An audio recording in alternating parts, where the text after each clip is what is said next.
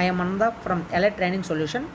Today I will discuss GRE exam question, Elite Arithmetic Practice Book, page number 237, question number 108. Quantity 1. Quantity 1.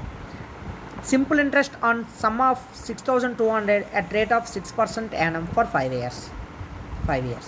So 5 years ki 6% per annum simple interest calculate cheyali. 5 years ki 6% per annum.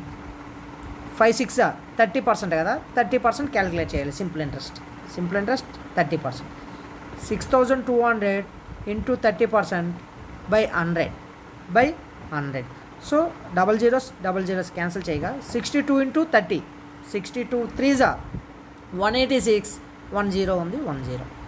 So 1860. Quantity 1 1860. So quantity 2 compound interest on some of 6,400 at rate of 10% compound semi annually for 1 year. Semi annually ఇచ్చారు అంటే annually 10% అయితే semi annually అంటే 12 monthsకి 10% అయితే 6 monthsకి 5% కదా. So 5%ని ఎలా రాసుకోవచ్చు?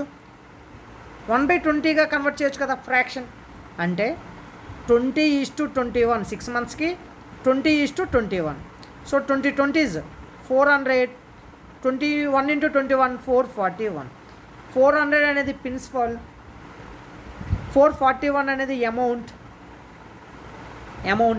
41 difference అనేది compound interest. 41 parts అండి. సో క్వశ్చన్లో ఏంటి?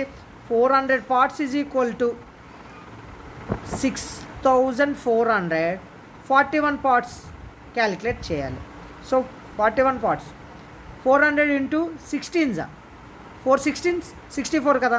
సో 41 16s 5 656 ఎంత?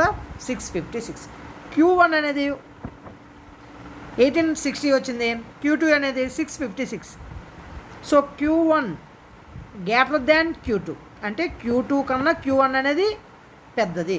So answer Q1 greater than Q2. Option A. Thank you guys.